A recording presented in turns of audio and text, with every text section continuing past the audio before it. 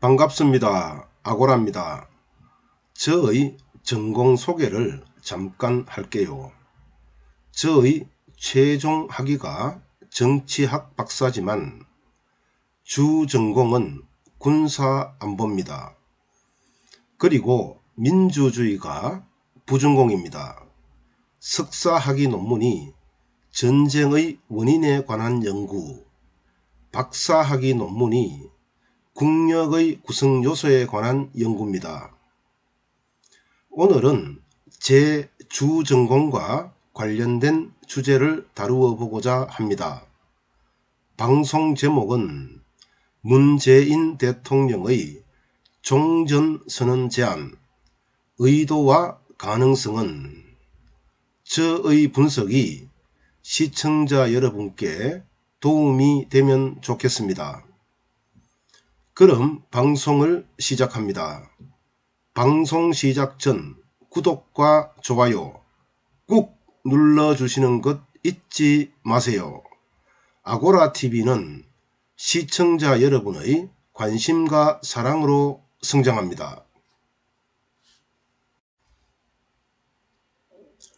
종전선언을 통해 화해와 번영의 시대로 전진할 수 있도록 유엔과 국제사회가 힘을 모아 주십시오.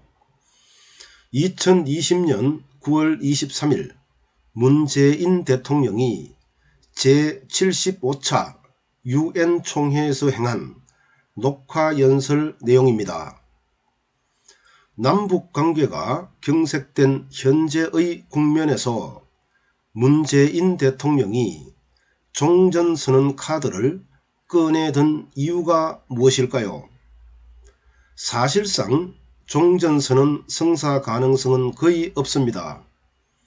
힘의 균형이라는 중국과 미국 사이의 이해관계뿐만 아니라 주한미군 철수 및 영토와 관련된 헌법 개정 등 국내 변수도 있기 때문이죠.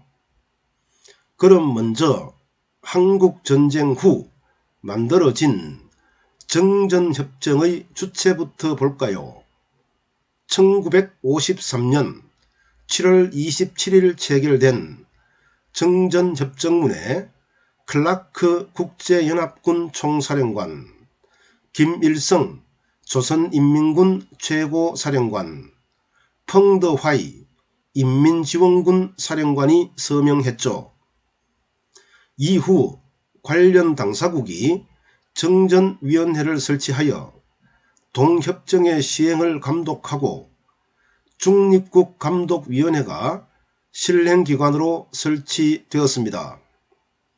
이렇게 볼 때 종전선언은 우리가 할 수 있는 영역이 아닙니다.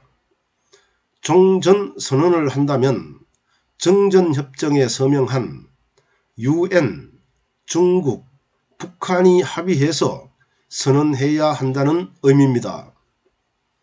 미국 주도하의 유엔이 우리 편을 든다고 할지라도 정전협정의 당사자인 중국과 북한이 반대하면 불가능하죠.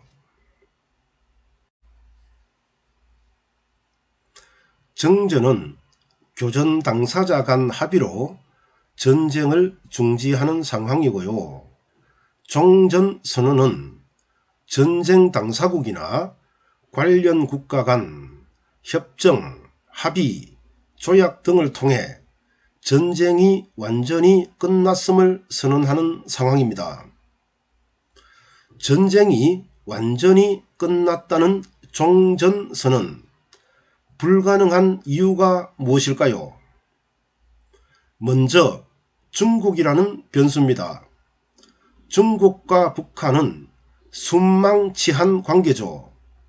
1950년 10월 19일부터 시작된 중국의 한국전쟁 참전은 유엔군 참전으로 망해가던 북한을 회생시켰습니다. 냉전시대에 소련과 함께 북한의 정치 경제적 버팀목이었고 2000년대에는 미국의 경제적 봉쇄에서 북한의 생존을 책임졌죠. 2001년 17.3%에 불과했던 북한의 대중무역 의존도가 2011년 63.3%에서 2019년 95.2%로 상승한 사실이 이를 증명하죠. 게다가 북한은 중국의 유일한 이념적 동지로서 중국의 잠재적 적국인 한미일의 최전선에 위치하고 있는데요. 이런 북한이 종전을 통해 남한과 친밀해지고 미국의 관리를 받는 상황을 중국이 쉽게 승낙할까요? 아마 가능성이 거의 없을 겁니다. 다음으로 주한미군의 위상 문제입니다.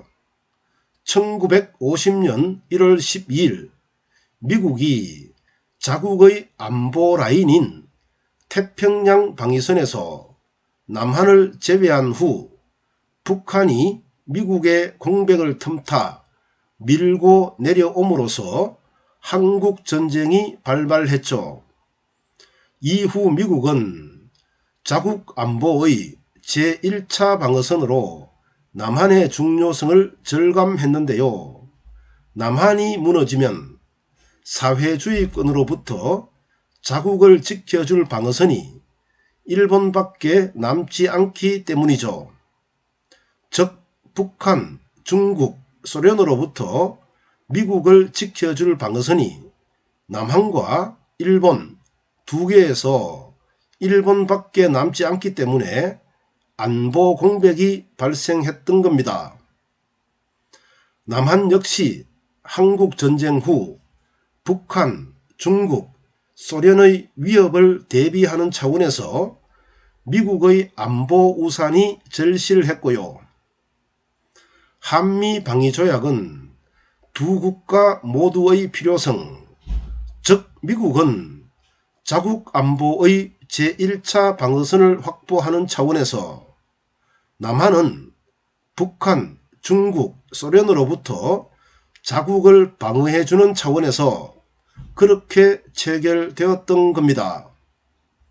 남한 내 미군 주둔의 근거는 한미 상호방위조약 제4조에 근거한 한미 주둔군 지휘협정입니다.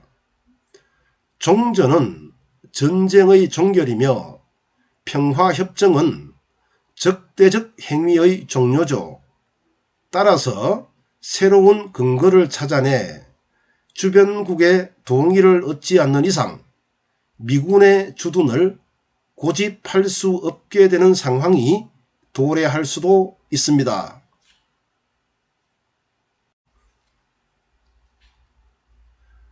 마지막으로 헌법 개정의 문제입니다.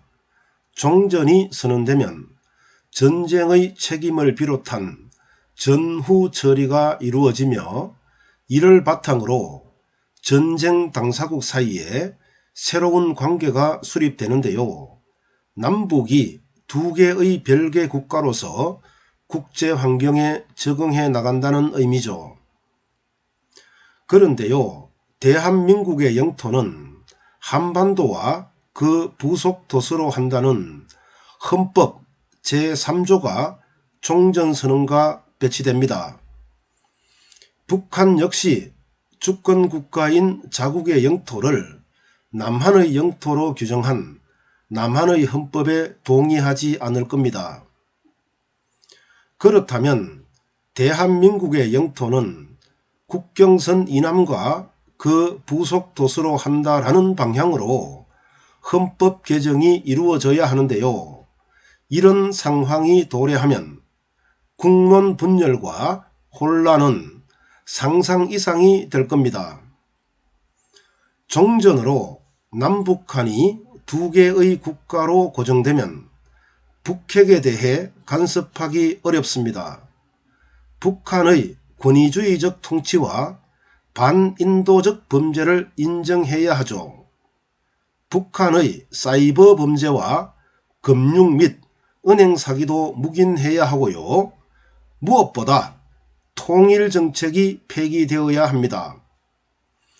안 되는 줄 알면서 문재인 대통령이 종전선언을 제안한 이유가 뭘까요? 2018년부터 시작된 중국과 미국의 무역 분쟁에서 북한의 중국 편들기, 2018년에서 19년에 있었던 세 차례 북미 정상회담의 불발, 여기서 시작된 남북관계의 악화를 개선하기 위해서입니다. 종전을 주제로 미중 관계의 물꼬를 트고 북한을 대화의 장으로 끌어내려는 전략이라는 의미입니다. 중국과 북한이 문재인 대통령이 제안한 퇴로에 탑승할까요? 미국의 대중정책 변화와 남한에 대한 북한의 신뢰도 상승이 전제 조건이 될 겁니다.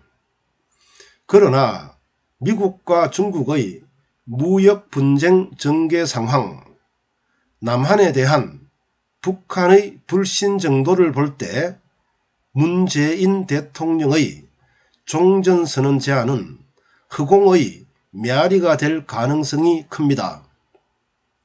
감사합니다. 아고라TV 진행자 이재영입니다.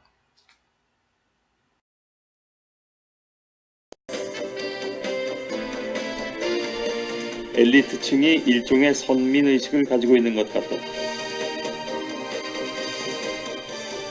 청문회 때마다 늘 불거지는 고위공직자들의 병역 의혹 등이 이번 청문회에서도 똑같이 되풀이되고 있는데요. 경남대 이재영 교수의 말입니다. 이 교수는 청문회 때 여야가 병역 문제자를 철저히 배제하는 식의 전례를 만들어야 한다면서 이렇게 말했습니다.